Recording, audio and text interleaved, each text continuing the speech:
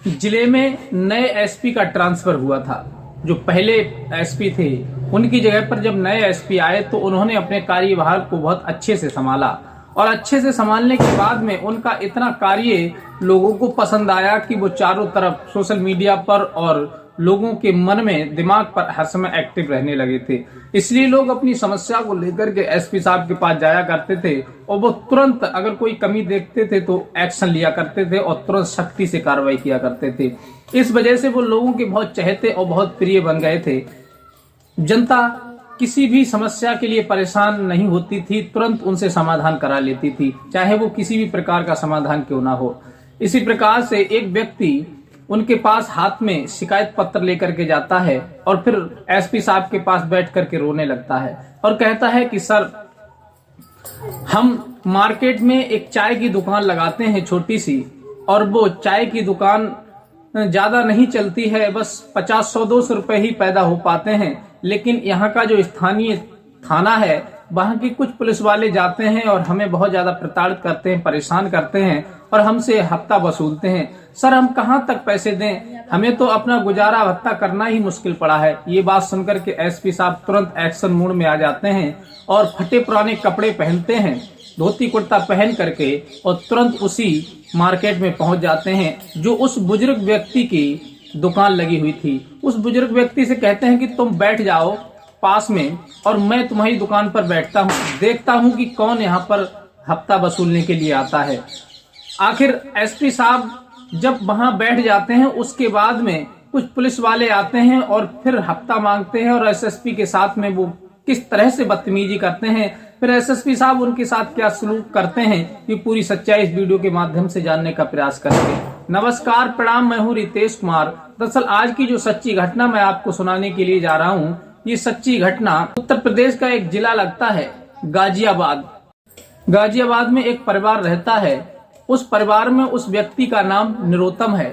निरोत्तम अपनी पत्नी के साथ रह रहा था और उनके बीच में एक लड़का था। उस लड़के का नाम सत्यदेव था। सत्यदेव स्कूल में पढ़ने के लिए जाया करता था। उस समय वो बहुत ज्यादा मेहनत किया करते थे तो कुछ पैसा कमाते थे। उनके पास खेती क्यारी का काम नहीं था और पैसा कमा करके वो अपने बच्चे की फीस भी भरा करते थे, स्कूल ड्रेस, किताबें सब कुछ लेकर के देते थे। उसी मजदूरी से वो अपना भरण पोषण कर रहे थे। धीरे धीरे यूं ही वक्त बीतता चला जाता है। कुछ दिन के बाद उनके ऊपर कमजोरी आ जाती है, बुढ़ापा आ जाता है निरोत्तम के ऊपर, और उनका लड़का परिस्थितियों के कारण आगे पढ़ाई नहीं कर पाता। ज्यादा स्थिति खराब होने के कारण वो अपने बच्चे सत्यदेव को आगे नहीं पढ़ा पाते हैं। केवल 8वीं क्लास तक ही वो बच्चा पढ़ पाया था। कहते हैं कि समय किसका कब बदल जाए और समय इंसान को कहां से कहां ले जाए ये कोई नहीं जानता, ये तो भविष्य के हाथों में है। इधर निरोत्तम बुढ़ापे की अवस्था में अपना समय काट रहे थे और लड़का उनका 8वीं क्लास तक पढ़कर घर बैठ गया था। तभी वो एक चाय की दुकान लगा लेता है उसी मार्केट में, शहर में जाकर के, और चाय की जब दुकान लगाता है तो वहां जो भी कुछ पैसा बचता है, 100-200-500 रुपए जो उसकी प्रॉफिट होती है, उससे वो अपने माता पिता की देख रेख करता है और फिर उसी से वो अपना भरण पोषण कर रहा था। धीरे धीरे यूं ही समय बीतता चला जाता है। तभी वहां पर कुछ पुलिस वाले आते हैं और पुलिस वाले वहां उस सभी जो ठेला लगाए हुए थे, कोई फल फ्रूट का ठेला लगाए हुए था, कोई चाय का लगाए हुए था, कोई सब्जी का लगाया हुआ था, तो वो पुलिस वाले उन सभी से कहते हैं कि तुम लोग रोड पर ठेला लगा रहे हो, ये कोई दुकान लगाने की जगह नहीं है। अगर तुम्हें इस रोड पर ठेला लगाना है, दुकान लगानी है, तो तुम्हें पुलिस के लिए पैसा देना पड़ेगा, तभी हम तुम्हें यहाँ दुकान लगाने देंगे। जो छोटे छोटे दुकानदार थे, कोई चाय वाला, कोई ठेले वाला, तो ये बहुत ज्यादा परेशान हो जाते हैं और कहते हैं कि साहब हम पैसा कहाँ से देंगे, जैसे तैसे तो 100-200 रुपए बच पाते हैं और उन्हीं से हमारा गुजारा चलता है, हम गरीब आदमियों के पास इतना पैसा कहाँ है। ये बात सुनकर के पुलिस वाले बहुत ज्यादा नाराज होने लगते हैं। कहते हैं कि अगर तुम्हें दुकान चलानी है तो पैसा हफ्ता देना पड़ेगा और नहीं चलानी है तो यहाँ से हटा दो, नहीं तो हम सभी की दुकान हटा करके फेंक देंगे। अब वो आकर के बहुत ज्यादा रुआब जमाते हैं और सभी से पैसे की उगाही करने लगते हैं। धीरे धीरे कुछ समय बीत जाता है। वो लड़का सत्यदेव पैसा देने लगता है, लेकिन उसके पिता को, जो घर पे रहते थे निरोत्तम, उन्हें नहीं पता था कि यहाँ पर पुलिस वाले आकर के हमारे बेटे से उगाही करते हैं। वो इस बात से अज्ञान थे, लेकिन कुछ समय के बाद में उनके लड़के की तबीयत खराब हो जाती है और फिर तबीयत इतनी खराब होती है कि उसे वो सरकारी हॉस्पिटल में एडमिट करा देते हैं।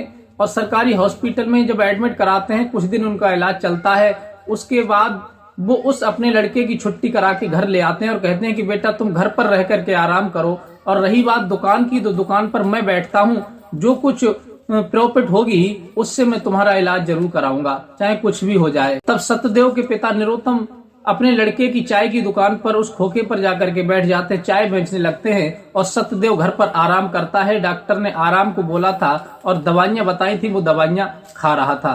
धीरे धीरे यूं ही 1-2 दिन बीतता है, तभी उस जिले में जो एसपी साहब थे उनका ट्रांसफर हो जाता है और वहां पर नए एसपी साहब आ जाते हैं। फिर वो अपनी ड्यूटी करने लगते हैं, अपनी पोस्ट को संभालते हैं। वहां उनका कार्य इतना अच्छा था कि वो आते ही उन्होंने जनता की समस्या को सुनना शुरू कर दिया था। जनता की सारी समस्याओं को बहुत ध्यान से सुनते थे और तुरंत उसका समाधान करते थे। तुरंत पुलिस को फोन करके कड़ी से कड़ी कार्रवाई करने का आदेश दिया करते थे। इस तरह से वो सोशल मीडिया पर बहुत ज्यादा एक्टिव हो गए थे और जनता की चहेते बन गए थे। जनता उन्हें बहुत ही ज्यादा प्रेम करने लगी थी और सोचने लगी थी कि ऐसा एसपी अगर हमारे जिले में 1 साल भी रुक गया तो क्राइम का नामो निशान मिट जाएगा, भ्रष्टाचार का तो नामो निशान मिट जाएगा। हर इंसान उनकी प्रशंसा करने से नहीं थकता था है। और उधर सत्यदेव के पिता दुकान पर बैठते हैं, लेकिन एक दिन जब अगला महीना लगता है तैसे ही पुलिस वाले उसके पास आते हैं। तब वो पुलिस वाले आते हैं और सत्यदेव के पिता से हफ्ता मांगने लगते हैं। वो बुजुर्ग कहने लगते हैं कि बाबूजी हमारे पास पैसा कहाँ है, हमारा बेटा एक तो बीमार घर पे पड़ा है, उसके इलाज के लिए भी पैसे की बहुत सख्त जरूरत है।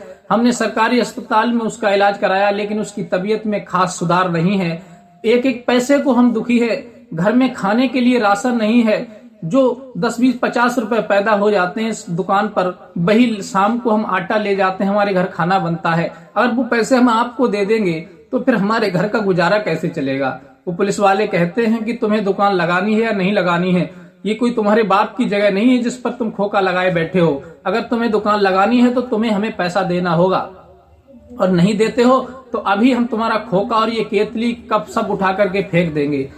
ये बात की जब वो धमकी देते हैं तो उससे 100 रुपए ले जाते हैं। अब वो बुजुर्ग बहुत ज्यादा दुखी हो जाते हैं कि 100 रुपए ही तो बच नहीं पाते थे शाम तक, ये लेकर के चले गए। अब कल हम कहाँ से आइटम खरीदेंगे, चाय चीनी पत्ती दूध जो भी खरीदना है, कुछ पैसा ही नहीं है हमारे पास, और शाम को घर क्या लेकर के जाएंगे। वो बहुत ज्यादा दुखी हो जाते हैं। तब उन्हें कोई बताता है कि तुम्हारे जो एसएसपी हैं इस जिले के, उनके पास तुम शिकायत करो, वो तुम्हारी जरूर मदद करेंगे।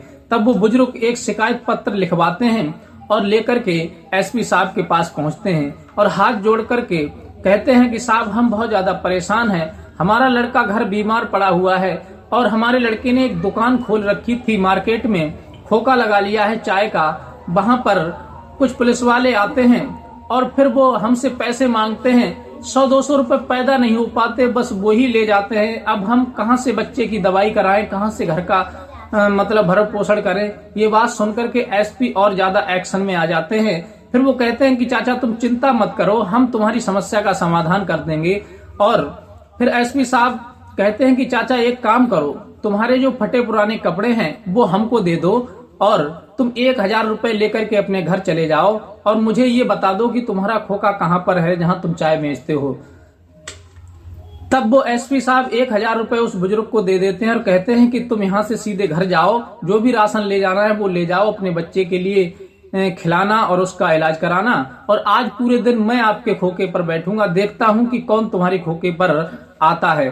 तब वो बुजुर्ग के फटे पुराने कपड़े पहन करके, धोती कुर्ता जो था उन बुजुर्ग का, वो ले लेते हैं और पहन लेते हैं, सर से गमछा बांध लेते हैं, मास्क लगा लेते हैं जिससे उनका चेहरा कोई पहचान ना पाए, और पुरानी टूटी हुई चप्पलें पहन करके उसी खोखा पे बैठ जाते हैं, चाय बेचने लगते। उधर से वो पुलिस वाले आते हैं और आकर के वही खोखे पर कहते हैं, अरे बुड्ढे तू कहाँ से आ गया, कल तो कोई दूसरा बैठा था, उससे पहले एक लड़का यहाँ बैठता था, क्या इस खोखे पर रोज नए नए लोग बदलते हैं, चल पैसे निकाल, तुझे पता नहीं है। तब वो कहते हैं कि नहीं साहब हमें तो कुछ पता नहीं है, यहाँ का क्या रूल है। तब वो कहते हैं यहाँ का रूल ये है कि अगर जब तक तुम पुलिस वालों को पैसे नहीं दोगे तब तक इस मार्केट में दुकान नहीं चला सकते। अगर तुम्हें इस मार्केट में दुकान चलानी है तो पैसे हमें दो, बिना हफ्ता दिए तुम दुकान नहीं चला सकते। एसपी साहब विनती करते हैं कि साहब देखो हमारा बेटा बीमार पड़ा है। वही बात एसपी साहब बोलते हैं जो बुजुर्ग बोल रहे थे कि कि हमारा बेटा बीमार पड़ा है, घर पर खाने के लिए कुछ नहीं है, 100-200 रुपए पैदा होते हैं वो आप ले जाएंगे, फिर हम कल के लिए चाय चीनी दूध कहाँ से लेकर के आएंगे। इसलिए हम पर दया करो, हम पे तरस खाओ, हमारे पास कुछ नहीं है, जो लोग पैसे वाले हैं उनसे जाकर के मांगो। वो बहुत ज्यादा बदतमीजी करने लगते हैं एसपी साहब से और भली बुरी कहने लगते हैं, खरी खोटी सुनाने लगते हैं और उनकी केतली उठा करके फेंक देते हैं। यह दृश्य देख करके पुलिस वाले की एसपी साहब को क्रोध आ जाता है और एसपी साहब कहते हैं, एक बात बताओ कि तुम्हें ये अधिकार किसने दे दिया है कि किसी की दुकान से केतली उठा करके फेंक दो या फिर हफ्ता वसूलो? तुम्हें सरकार ने इसीलिए नियुक्त नहीं किया है कि तुम किसी से अवैध रूप से वसूली करो। सरकार ने तुम्हें तो जनता की सेवा के लिए नियुक्त किया है कि कोई परेशानी में है तो उसकी मदद करो, उसका सहारा बनो, लेकिन तुम तो जनता को बदमाशों की तरह लूट रहे हो। तुम्हारे खिलाफ कड़ी से कड़ी कार्रवाई होनी चाहिए। ये बात सुनकर के वो पुलिस वाले और ज्यादा भड़क जाते हैं और एसपी का गला पकड़ करके खोखे से बाहर खींच लेते हैं। तभी एसएसपी साहब तुरंत अपना आई कार्ड निकाल करके उन पुलिस वालों को दिखाते हैं तो उनके पसीने छूट जाते हैं, एकदम सलूट मारते हैं और एसएसपी साहब तुरंत फोन निकाल करके अपनी टीम को फोन करते हैं और उन्हें तुरंत गिरफ्तार करवा देते हैं। गिरफ्तार करने के बाद उनके खिलाफ विभागीय कार्रवाई की जाती है, मुकदमा दायर किया जाता है, एफआईआर लिखकर, और उन्हें जेल में डाल दिया जाता है। उधर एसपी साहब तुरंत अपनी गाड़ी को मंगाते हैं और उस बुजुर्ग के घर जाते हैं, उसका पता पूछ करके, और उनसे कहते हैं कि आज के बाद तुम्हारी दुकान पर कोई दूसरा व्यक्ति उगाई करने के लिए नहीं आएगा, तुम निश्चिंत रहो, मैंने सारा समाधान कर दिया है। आज के बाद तुम दिल खोल करके अपनी दुकान चलाओ और तुम्हारी जो समस्या है उसका समाधान हम करेंगे। तब एसपी साहब उनके घर को जब देखते हैं, उनकी हालत को देखते हैं, तो कुछ पैसों की उन्हें मदद भी करते हैं और बड़े प्यार से उन्हें ले जाकर के खोखे पे बिठाल देते हैं और उनका जो लड़का था बीमार पड़ा था उसका भी इलाज करवाते हैं।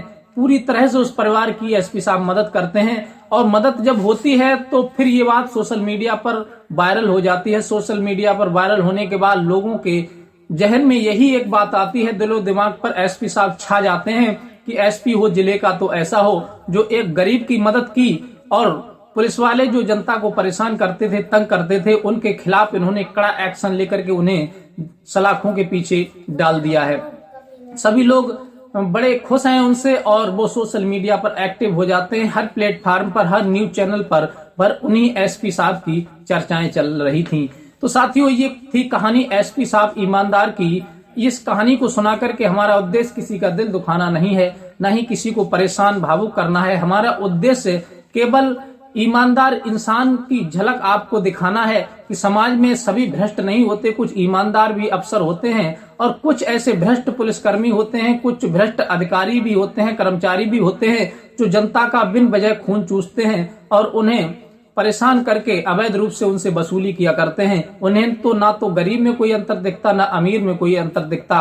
और हालांकि मैंने अक्सर देखा है कि ऐसे जो भ्रष्ट होते हैं, घूसखोर होते हैं, ये अमीरों से नहीं बोलते। जितना गरीब व्यक्ति होता है, जो कुछ लायक नहीं होता, बस उन्हीं को परेशान करते हैं, उन्हीं से पैसा वसूलते हैं। साथियों, ये वीडियो आपको पसंद आई हो तो प्लीज हमारे चैनल को लाइक सब्सक्राइब कीजिए और मिलते हैं इसी प्रकार की कोई नेक्स्ट कहानी के साथ। तब तक के लिए दीजिए इजाजत। नमस्कार।